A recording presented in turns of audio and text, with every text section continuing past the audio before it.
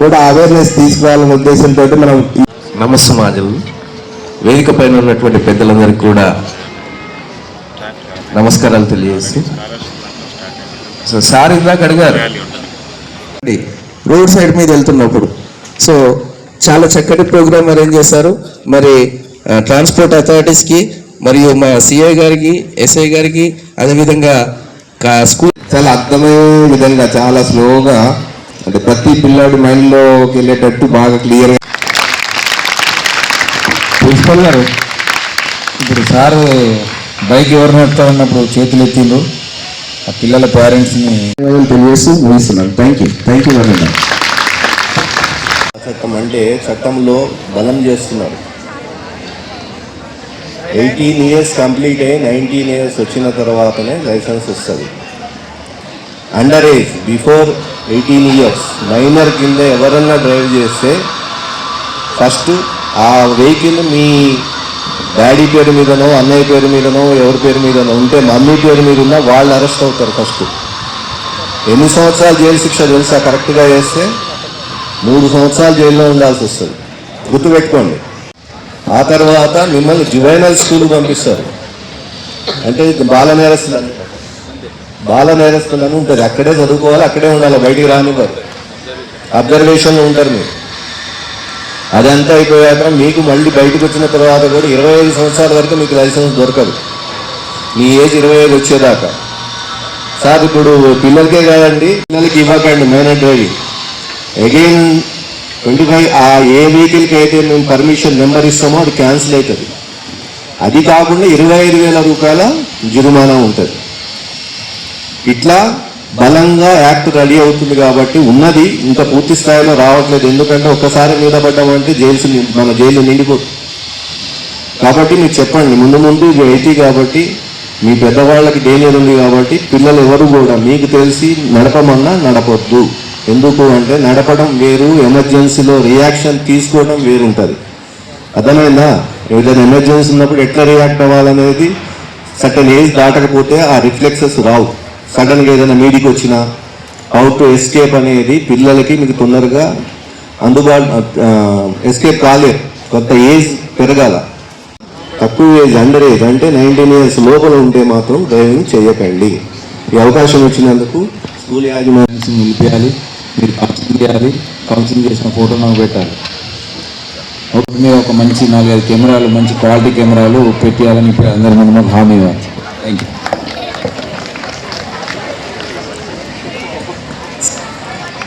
తర్వాత బండి ఎంతమందికి ఇష్టం? చాలా మందికి ఇష్టం. ఇప్పుడు లేపర్ హ్యాండ్ రైజ్ చేయరు, ఎందుకంటే ఆల్రెడీ ఇక్కడ మన డిఓ గారు చెప్పారు. సో బండి డ్రైవింగ్ చేయడమే కాదు బట, మీరు ఆటోస్లో కూడా జర్నీ చేస్తుంటారు. అసలు కిక్కిరిసి ఉంటారు. ఒక ఆటోలో 15-20 మంది కూర్చుంటారు. అది కూడా ఒకటి రోడ్ సేఫ్టీ రూల్ కిందనే వస్తుంది. అంటే while you are driving in transport, so ఎక్కువ మంది ప్రయాణం చేయకండి. స్కూల్ ఆటోస్ కానీ ఏవైనా కానీ ఉంటాయి, వాటిల్లో కూడా. ఇంకోటి, అమ్మాయిలకు మెయిన్గా యాక్సిడెంట్ థ్రెట్ ఉంటుంది. ఎట్లా? While you are travelling with చున్నీ. మీరు కనుక చున్నీ కనుక, శారీ కనుక, మీ పెద్దవాళ్ళు కనుక శారీ కొంగు కనుక హోల్ సరిగా తీసుకోకుంటే అది బ్యాక్ వీల్లో తట్టుకునే అవకాశం ఉంటుంది. సో ఇట్లా చిన్న చిన్న విషయాలే ఉంటాయి, కానీ చాలా అవి ఇబ్బందికరంగా ఉంటాయి. ఒకసారి కనుక యాక్సిడెంట్ అయ్యి మనము ఇంజ్యూర్ అయ్యి బెడ్ రిడన్ అయితే ఎంత ఇబ్బంది ఉంటుందో మీకు తెలియదు. దానివల్ల చాలామంది యూత్ పిల్లలే, ఎందుకంటే డ్రంక్ అండ్ డ్రైవ్లో కానీ, మరియు యాక్సిడెంట్స్లో కానీ, రేసింగ్లో కానీ పాల్గొంటూ చాలా ఇబ్బందులు పడుతున్నారు. సో రోడ్ సేఫ్టీ రూల్స్ ఖచ్చితంగా పాటించండి. ఎందుకంటే ఇది ఎవరో చెప్తే వీళ్ళు ఇంతమంది ఇక్కడ వచ్చి మీకు చెప్తున్నారు అంటే వాళ్ళు ఎవరైతే అంటే బైక్ నడిపే వాళ్ళు హ్యాండ్స్ రేజ్ చేశారో వాళ్ళ పేరెంట్స్ని పిలిపిస్తాను. ఇంకొకటి, సరే ఎవరైనా బైక్ తీసుకొని వస్తే కనుక నేను వాళ్ళకి బైక్ ఇవ్వను. అంటే బైక్కి నా దగ్గర పెట్టేసుకొని పేరెంట్స్ని పిలిచే, ఈవెన్ 10th కానీ ఎవరైనా వస్తే వాళ్ళకి కూడా తెలుసు అది బైక్ నా దగ్గర పెట్టేసుకుంటాను. మ్యాక్సిమం అంటే అలౌ చేయం సార్. క్లియర్గా ప్రతిసారి మేము ఇన్స్ట్రక్షన్స్ ఇస్తూనే ఉంటాము. ఇంకో విషయం, మీరు అంటే స్కూల్ బాగుంది, మాకేమన్నా అంటే అందరూ ముందు కెమెరాలు ఏమన్నా ఇప్పిండి అన్నారు. అంటే మా సహకారం ఎప్పుడు. ఇంకొక విషయం ఏంటంటే నిన్న రాత్రి శ్రీకాంత్ సార్కి ఫోన్ చేసిన, మన ఎస్ఐ గారికి ఫోన్ చేసినప్పుడు, సార్ ఇలా ప్రోగ్రామ్ ఉందంటే, సార్ మనం ఇంత మంచి ప్రోగ్రామ్ చేస్తున్నాము అంటే హెల్మెట్స్ ఏమన్నా కనుక డిస్ట్రిబ్యూట్ చేస్తే బాగుంటుంది అని చెప్పేసి సారు ప్రపోజ్ చేశారు. అంటే మంచి ప్రపోజ్ ఆ విషయం అని చెప్పేసి కొన్ని హెల్మెట్స్ కూడా అంటే సార్ ఒక మాట చెప్పారు, సార్ ఇస్తే బాగుంటుందన్న ఉద్దేశంతో హెల్మెట్స్ కూడా తీసుకొచ్చాము. అంటే మా సహకారం అంటే మీ సహకారం మాకు ఎప్పుడు ఉండాలి, మా సహకారం కూడా మీకు ఎప్పుడు ఉంటుంది. సిఐ శ్రీనివాస్ గారికి చెప్తున్నాము, మా సహకారం ఎప్పుడు ఉంటుంది సార్, ఏదైతే రిక్వెస్ట్ చేస్తారో అది మేము చేస్తాం. ఇక్కడ జరిగినటువంటి ప్రోగ్రామ్ ఏది ఉంది, ఎందుకు ఈ అవేర్నెస్ తీసుకురావడానికి ఈ డిపార్ట్మెంట్ వాళ్ళందరూ అంత టైం తీసుకొని మన దగ్గరకు వచ్చి చెప్పినప్పుడు దాన్ని కంపల్సరీగా మనం తూచా తప్పకుండా పాటించాలని చెప్పేసి మీ అందరిని కోరుతున్నాను. Thank you very much sir.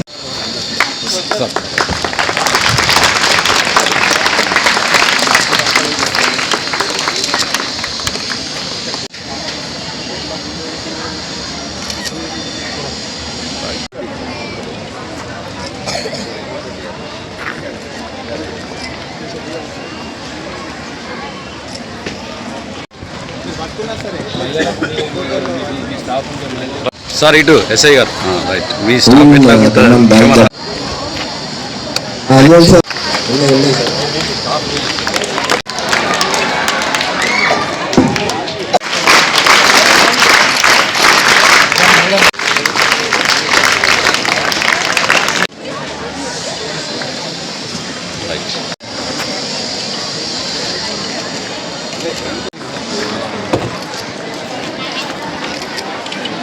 వచ్చాయి రైట్. దాసు మల్లేష్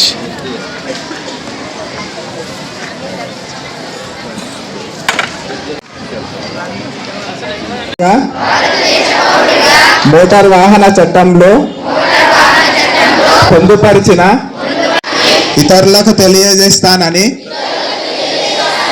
తోటి రోడ్డు వినియోగదారులను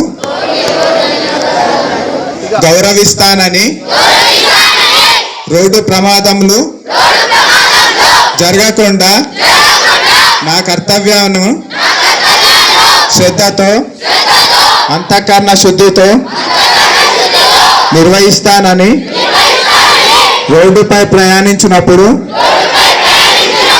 ట్రాఫిక్ నియమాలను ప్రేరేపించడం కానీ లేకుండా సురక్షితంగా ప్రయాణం చేయడానికి సహకరిస్తానని దైవ సాక్షిగా ప్రమాణం చేస్తున్నాను.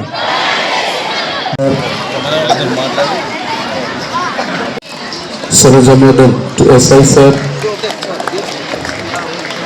Jacqueline Lim to MBI Vasuki Man.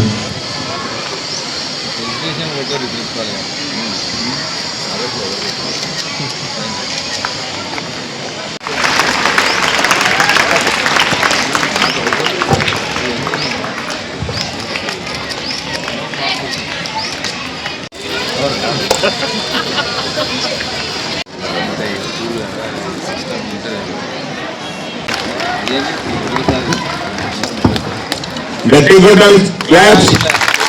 One to Sindhya.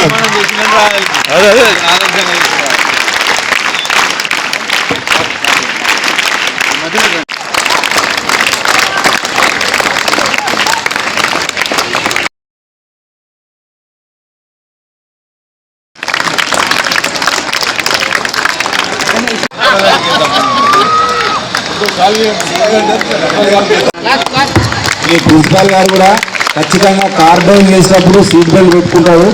ఈ ప్రిన్సిపాల్ గారు కూడా అందరూ ఆదర్శంగా తీసుకోవాలి.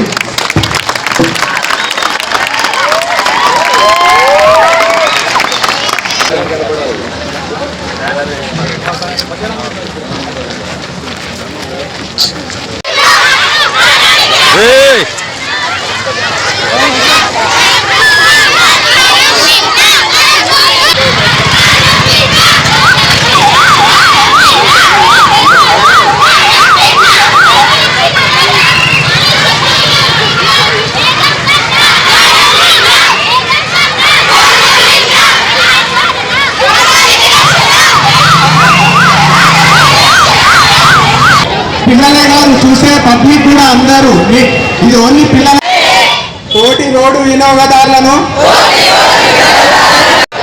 ప్రయాణించేటప్పుడు ట్రాఫిక్ నియమాలను ఉల్లంఘన కానీ సురక్షితంగా ప్రయాణం చేయడానికి జాతీయ రహదారి మాసోత్సవాల సందర్భంగా 2026 ప్రభుత్వ ఆదేశాల మేరకు central government and state government ఆదేశాల మేరకు మాసోత్సవాలు ఈ రోడ్ యూజర్ స్టేక్ హోల్డర్స్ ఉన్నారు. అంటే RTO department, police department and education department, medical and health, ఆర్ఎండ్బి అందరం కలిసి రోడ్ యూజర్స్కి ఈ రోడ్ యాక్సిడెంట్స్ మీద అవగాహన సదస్సులు మరియు ర్యాలీస్ మరియు రంగవల్లుల పోటీలు, తర్వాత పిల్లలకి స్కూల్స్ దగ్గరికి మేము అప్రోచ్ అయ్యి పిల్లలతో ఇంటరాక్ట్ అవుతూ వాళ్ళలో ఈ రోడ్ అవేర్నెస్ ప్రోగ్రామ్ని, అంటే రోడ్ యాక్సిడెంట్స్ కారణాలు,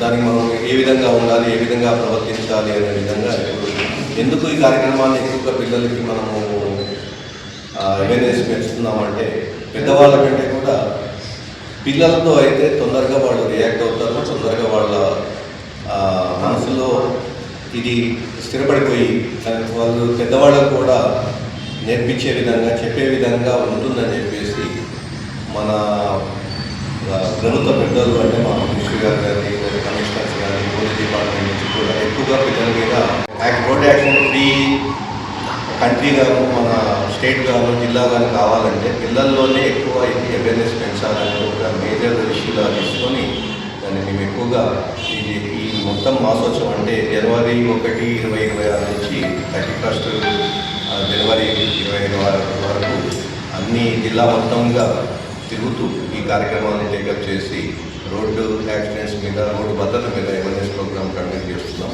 ఆ సందర్భంగా ఈరోజు ఇక్కడ నవీపేటలో స్కాలర్ స్కూల్స్ వాళ్ళని సంప్రదించి వాళ్ళ దగ్గర కార్యక్రమాన్ని ఏర్పాటు చేసి మేము మరియు పోలీస్ డిపార్ట్మెంట్ అందరం కలిసి ఒక రోడ్డు మీద ర్యాలీ నిర్వహించి మనకు ప్రతిజ్ఞ చేయించాము. పబ్లిక్ అవేర్నెస్ పెంచడానికి ఈ కార్యక్రమాలను చేస్తున్నాం. అంటే ఇప్పుడు ప్రజల్లో మనం చెప్పాల్సింది యాక్సిడెంట్ పరంగా ఎక్కువగా రోడ్ యాక్సిడెంట్స్లో మరణాలు సంభవిస్తున్నాయి. ప్రమాదాలు అనేది మెయిన్ ఓన్లీ మానవ తప్పిదాలు ఎక్కువగా ఉంటుంది. అంటే ప్రమాదాల కారణాలు 4 రకాలుగా ఉంటాయి. ఇది రోడ్డు కండిషన్స్ మరియు వాతావరణం, తర్వాత వాహనాల కండిషన్స్, మానవ తప్పిదాలు. కానీ ఎక్కువగా జరుగుతుంది మానవ తప్పిదాల వల్ల. అందులో ఎక్కువగా 2 వీలర్స్, రోడ్ యూజర్స్, ఏది పాదచారులు ఎక్కువగా అవుతున్నాయి. కాబట్టి హెల్మెట్ ధారణ అనేది చాలా ముఖ్య ఉద్దేశం. ఎందుకంటే కనీసం 100 యాక్సిడెంట్స్లో 60% వీటికే ఎక్కువగా మన రోడ్ యూజర్స్లో ఎక్కువగా 2 వీలర్స్ అండ్ పాదచారులు మరణిస్తున్నారు. సో మేము ఎక్కువగా ఇన్సిస్ట్ చేస్తుంది హెల్మెట్ ధారణ కంపల్సరీ. ప్రతి రోడ్డు మోటార్ సైకిల్ ఎవరైతే నడుపుతున్నారో వాళ్ళు కంపల్సరీ హెల్మెట్, అంటే ముందు వెనుక ఇద్దరు కూడా ఉండాలి. ప్లేన్ రైడర్ కూడా, ఎందుకంటే ఎంత ఒకసారి యాక్సిడెంట్ జరిగితే నడిపేవాడికి ఎంత ప్రమాదానికి ఆస్కారం ఉందో వెనక కూర్చున్న వాడికి కూడా అంత ఆస్కారం ఉంది. కనుక కంపల్సరీ ఇద్దరు ధరించేటట్లు, ఆ విషయంలో అవేర్నెస్ పొందొందించేటట్లు. అట్లనే కొంతమందికి మేము హెల్మెట్స్ కూడా ఇవ్వడం జరిగింది. స్కాలర్ స్కూల్ వాళ్ళ తరఫున కొంతమంది హెల్మెట్స్ ఇస్తూ వాళ్ళతో అవేర్నెస్ పెంచడం జరిగింది. అట్లనే సీట్ బెల్ట్ ఇంపార్టెన్స్ ఒకటి. తర్వాత using well driving, at the time of driving చాలా వరకు మన డ్రంక్ అండ్ డ్రైవ్ కానీ, తర్వాత సెల్ ఫోన్ వాడటం. ఎందుకంటే డిస్ట్రాక్షన్ ఆఫ్ డ్రైవింగ్ అనేది చాలా ఇంపార్టెంట్ అవుతుంది యాక్సిడెంట్ జరగడానికి. వాటి మీద కూడా మేము అవగాహన కలిగజేసినాం. అట్లనే ఓవర్లోడింగ్ ఆటోస్లో కానీ, స్కూల్ పిల్లల్లో కానీ ఓవర్లోడింగ్ పర్పస్లో వాటి మీద కూడా మేము నియంత్రణ చేస్తున్నాం. ఓవర్లోడింగ్ కూడా చాలా ఇంపార్టెంట్. ఆ విషయంలో కూడా ప్రజలకు అవగాహన చేయడంగా మేము కార్యక్రమాలు చేయడం